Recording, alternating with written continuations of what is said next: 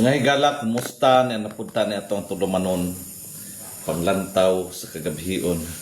Sorry kay mga igsoon, no? Kay nalita og sugod sa ato ang live karong gabhion na tungod kay nabisi kining yung igsoon tan-aw og hearing sa ICC, no? Indot kay paminaw ng hearing sa ICC bisa ng mga attorney dito nga naglantugi mga lahi og accent sa ilang English ang November imo na lang November ganon. Pero okay kayo, nindot kayo paminaw ng hearing dito sa ICC bahin sa kaso ni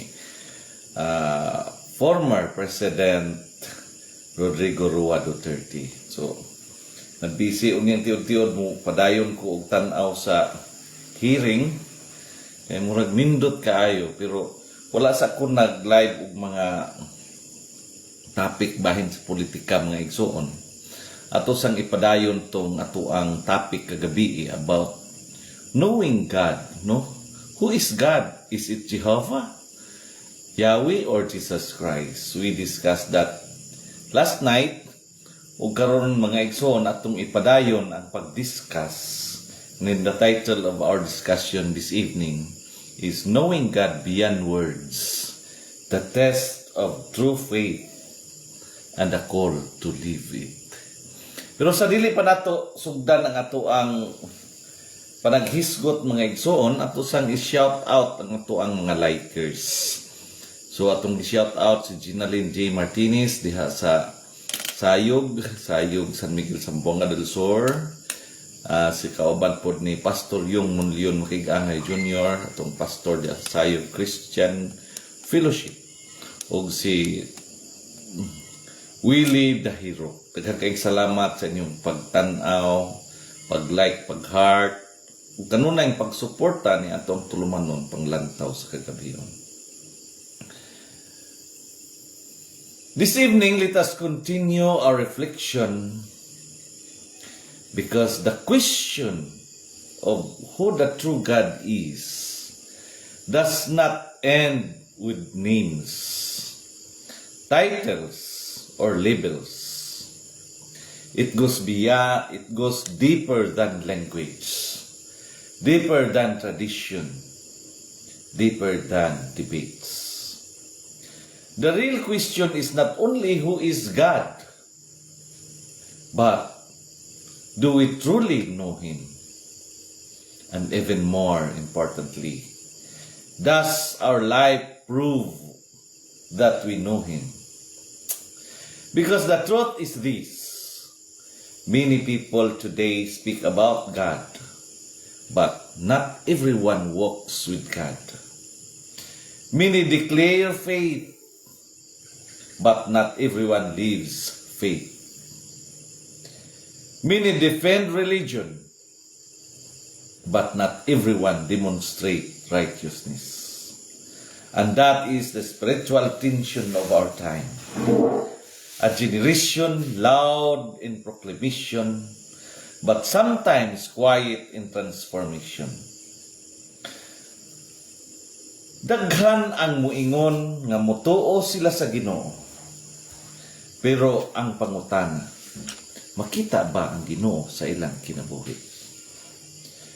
Jesus himself warned about this reality in Matthew chapter 15 verse 8 when he said, "These people honor me with their lips, but their hearts are far from me." Notice what Christ is exposing here. He is not talking about atheists. He is talking about believers. People who speak His name, yet whose hearts remain distant. That is why one of the greatest spiritual dangers today is what we call performative faith. Faith that is visible but not sincere. Loud but not deep. Impressive but not transforming. A faith designed to be seen by people instead of a faith surrendered to be shaped by God. Because true faith is never proven by how loudly you speak. True faith is proven by how deeply you change. The Apostle Paul reminds us in Romans chapter 12 verse 2, do not conform to the pattern of this world, but be transformed by the renewing of your mind. Transformation means something inside you has shifted. Your pride softens, your anger slows, your patience grows, your compassion deepens, your humility strengthens. Kung tinuod yun nga nakaila ka sa Dios, dili lang unta imong sinultihan ang mausap, kundi imong batasan, imong desisyon, imong reaksyon, o imong kinaiya. Let me speak this clearly tonight, or let me speak this clearly tonight. The enemy is not threatened by people who talk about God. The enemy is threatened by people who obey God, because talking produces noise, but obedience produces power. That is why James chapter 1 verse 22 gives us a warning that is both simple and piercing. Do not merely listen to the world and so deceive yourselves. Do what it says. Scripture calls passive belief self-deception. Hearing truth without living truth is not faith. It is illusion. This explains why people feel spiritually empty even though they are religious. They attend gatherings but feel distant from God. They quote verses but struggle to live them. They defend doctrines but fail to show love. And yet Jesus made love the ultimate evidence of knowing Him. In John chapter 13 verse 35, Christ said, by this everyone will know that you are my disciples, if you love one another. Not if you argue well, not if you debate powerfully, not if you win theological discussions, but if you love. Ang tinuod nga ilhanan sa anak sa Dios, dili ang kahait sa argumento, kundi ang kalumo sa kasing-kasing. Now let us connect this truth to our present reality as a people and as a society. We are living in a time where judgment is fast and understanding is slow. Outrage spreads faster than compassion. Criticism travels faster than truth. Many speak to respond, not to understand. Many listen to attack, not to learn. Even among believers, there are moments when faith becomes a weapon instead of a light. But the Spirit of God produces something very different. Galatians chapter 5 verse 22 to 23 tells us that the fruit of the Spirit is love, joy, peace, patience, kindness, goodness, faithfulness, gentleness, and self-control. These are not decorations of faith.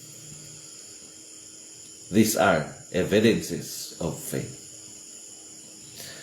Ask yourself honestly tonight, if people cannot hear my words, can they still see my faith? Because here is a powerful truth. People may never open a Bible, but they will read your life. Your actions may be the only scripture someone encounters. Your character may be the only sermon someone hears. Mao nga kinahanglan ang atong kinabuhi mahimong ibanghilyo nga makita sa uban, dili lang madungog gikan sa atong baba. My friends, knowing God is not about winning religious arguments. It is about surrendering your life to divine truth. And when you surrender, something beautiful begins to unfold inside you. Peace starts replacing anxiety. Purpose begins replacing confusion. Hope starts replacing fear. The prophet Isaiah declares in Isaiah chapter 26 verse 3, "You will keep in perfect peace those whose minds are steadfast, because they trust in you." Notice that promise carefully. Perfect peace is not promised to those who argue about God. It is a promise to those who trust Him. And trust is not proven by words. Trust is proven by surrender. So tonight, let us move deeper into reflection. Because the greatest tragedy is not that people do not know God's name. The greatest tragedy is when people know His name but do not know His heart. You can memorize scripture and still be unkind. You can attend worship and still be unforgiving. You can speak theology and still be proud. But when someone truly encounters God, humility naturally follows. Compassion naturally flows. Forgiveness naturally grows. Why? Because when light enters a room, darkness cannot remain. 1 John chapter 4 verse 20 says, "Whoever claims to love God yet hates a brother or sister is a liar." That verse is not gentle. It is direct, because God is not interested in appearances. God is interested in authenticity. Mga higala, dili nato mailad ang Ginoo pinaagi sa relihiyosong porma. Makita niya ang tinuod nga kahimtang sa atong kasing-kasing. This is why tonight is not about judging others. Tonight is about examining ourselves, not asking who is wrong, but asking, am I right before God? Not asking who failed, but asking, am I faithful? Because in the end, we will not stand before public opinion. We will stand before divine truth. And that leads us to the final, most important realization of all. The goal of faith is not to impress people. The goal of faith is to reflect God. You do not need to prove God to the world. If He truly lives in you, people will see Him. They will see Him in your patience when others are angry. They will see Him in your gentleness when others are harsh. They will see Him in your humility when others are proud. They will see Him in your peace when others are anxious. And when people see God in you, you will not need to convince them that He is real. Your life will become the evidence. So tonight, remember this truth and let it settle deep in your spirit. Knowing God is not about mastering information. Knowing God is about surrendering transformation. Because when your life begins to change, your faith becomes visible. And when your faith becomes visible, your testimony becomes powerful. And when your testimony becomes powerful, your life becomes a light. And Jesus said in Matthew chapter 5 verse 16, "Let your light shine before others, that they may see your good deeds and glorify your Father in heaven." Not glorify you, not praise you, but glorify God. Ug kana mga kauban, maugyod na ang pinakataas nga tumong sa kinabuhi. Dili ang mahimong sikat, kundi ang mahimong matinud-anon. Dili ang mahimong bantugan, kundi ang mahimong matinumanon sa Ginoo. Kini ang panglantaw sa kagabhion diin ang kahayag nagadanag bisan pa sa kangit-ngit. Kini inyong igsoon, higala o galagad, Jeremias labaho tubigon, sa makausap pa mo ingon, nga sa atong pagpangandoy og matarong katilingban, ang kamatuoran gayud ang atong suka.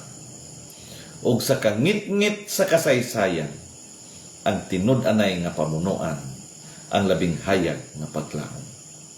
Thank you, and may we continue seeking not only God's name, but God's heart. Kaninyong tanan nga nagtanaw karon og mutanaw pa ning ato ang video.